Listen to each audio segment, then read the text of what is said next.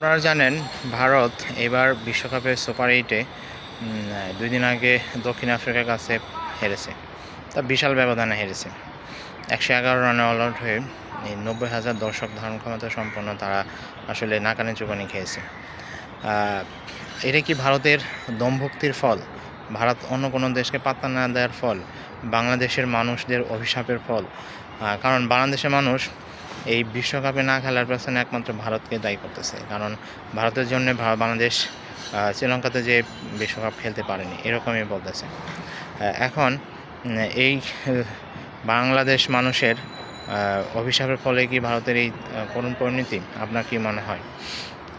ভারত এই দক্ষিণ আফ্রিকার কাছে হেরে যে বিশ্বকাপ থেকে বিদায় নেওয়ার পথে, এবং তাদের সেমিফাইনাল খেলা এখন ডিপেন্ড করছে অনেকটাই অন্য দলের উপর। ভারতের যদিও আর 2টি ম্যাচ আছে, 2টি ম্যাচ ওয়েস্ট ইন্ডিজের সাথে এবং আরেকটি জিম্বাবুয়ের সাথে। তার এই 2 ম্যাচ তাদের অবশ্যই অনেক বিশাল ব্যবধানে জিততেই হবে। পাশাপাশি তাকিয়ে থাকতে হবে ওয়েস্ট ইন্ডিজকে যেন দক্ষিণ আফ্রিকা হারাতে পারে। কিন্তু ওয়েস্ট ইন্ডিজের যে ফর্ম, ওয়েস্ট ইন্ডিজকে কি দক্ষিণ আফ্রিকা হারাতে পারবে? কারণ এর আগের টি-20 বিশ্বকাপ যখন ইন্ডিয়াতে হয়েছিল, সেই বিশ্বকাপে কিন্তু ওয়েস্ট ইন্ডিজ চ্যাম্পিয়ন হয়েছিল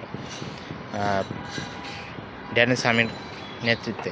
আপনি খেয়াল করলে দেখবেন এই ওয়েস্ট ইন্ডিজ এই 2 দিন আগে জিম্বাবুয়ের সাথে 250+ রান করেছে। আপনি ভাবতে পারেন কীরকম মার্কাটের ব্যাটসম্যান হেটমেয়ার তো রেকর্ড করে ফেলছেন তিনি রান করে, সব রেকর্ডে ভাগ বসাচ্ছেন। এখন এই ওয়েস্ট ইন্ডিজকে কি দক্ষিণ আফ্রিকা হারাতে পারবে? আপনার কি মনে হয় সেটা একটু কমেন্ট বক্সে লিখে জানিয়ে দিতে পারেন।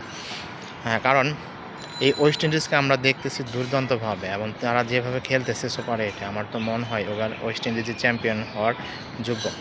যদিও সাউথ আফ্রিকা অনেক ভালো খেলতেছে। এখন এই ওয়েস্ট ইন্ডিজের হারের উপরই ভারতের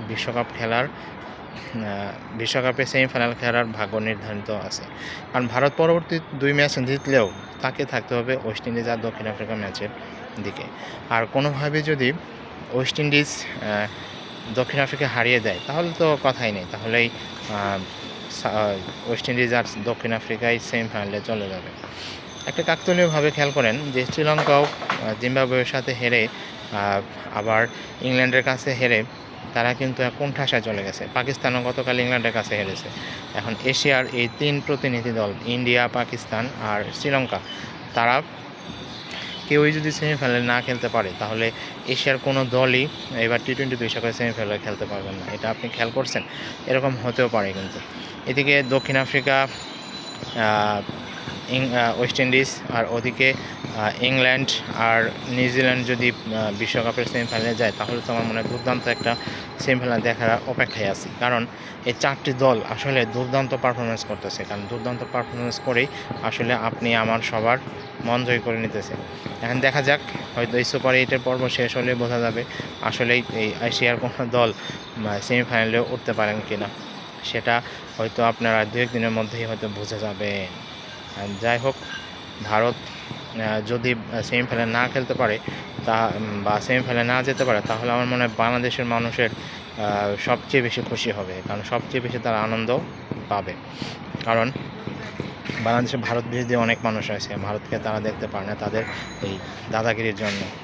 যাই হোক, আশা করি এই সুপার এইটের পর্ব শেষে সেমিফাইনালটা আরও দুর্দান্ত হবে এবং আমরা দুর্দান্ত কিছু ম্যাচ দেখার জন্য অপেক্ষায় আছি। আপনারাও দেখবেন, আপনারাও অনেক আনন্দিত পাবেন।